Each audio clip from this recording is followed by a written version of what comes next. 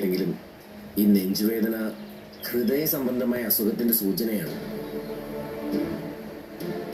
I mean പേഷ്യന്റിന് ഇനി അങ്ങോട്ട് കൂടുതൽ ശ്രദ്ധ വേണമെന്നാണ് ഞാൻ ഉദ്ദേശിച്ചത്.